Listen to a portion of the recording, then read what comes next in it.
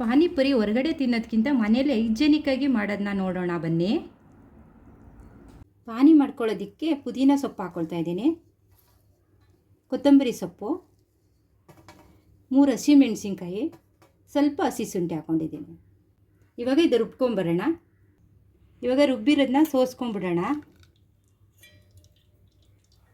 ಎಷ್ಟು ಬೇಕೋ ಅಷ್ಟೇ ನೀರು ಹಾಕ್ಕೊಳ್ಳೋಣ.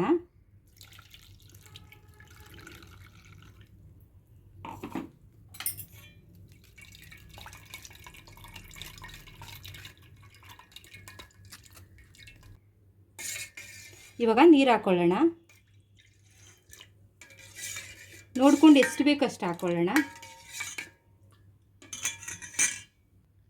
ಪಾನಿಪುರಿ ಮಸಾಲ ಹಾಕ್ಕೊಳ್ತಾ ಇದ್ದೀನಿ, 1 ಸ್ಪೂನ್ ಹಾಕ್ಕೊಂಡಿದ್ದೀನಿ.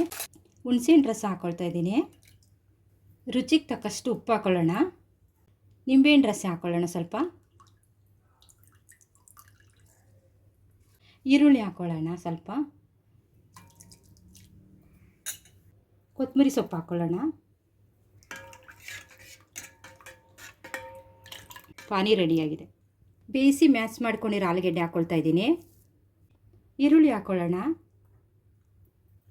ಸ್ವಲ್ಪ ಕ್ಯಾರೆಟ್ ತುರಿ, ಸ್ವಲ್ಪ ಕೊತ್ತಂಬರಿ ಸೊಪ್ಪು ಹಾಕ್ಕೊಳ್ತಾ ಇದ್ದೀನಿ. ಸ್ವಲ್ಪ ಚಾಟ್ ಮಸಾಲ ಹಾಕ್ಕೊಳ್ಳೋಣ. ರುಚಿಗೆ ತಕ್ಕಷ್ಟು ಉಪ್ಪು ಹಾಕ್ಕೊಳ್ಳೋಣ. ಎಲ್ಲ ನೀಟಾಗಿ ಮಿಕ್ಸ್ ಮಾಡ್ಕೊಳ್ಳೋಣ. ಆಲೂಗೆಡ್ಡೆ ನೀಟಾಗಿ ಮ್ಯಾಚ್ ಆಗಬೇಕು.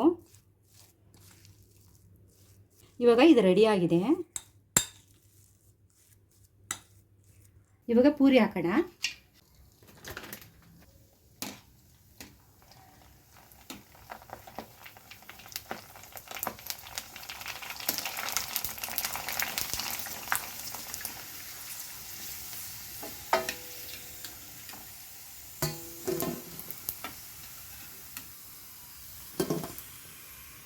ರೆಡಿಯಾಗಿದೆ. ಇವಾಗ ಸರ್ವ್ ಮಾಡ್ಕೊಳ್ಳೋಣ.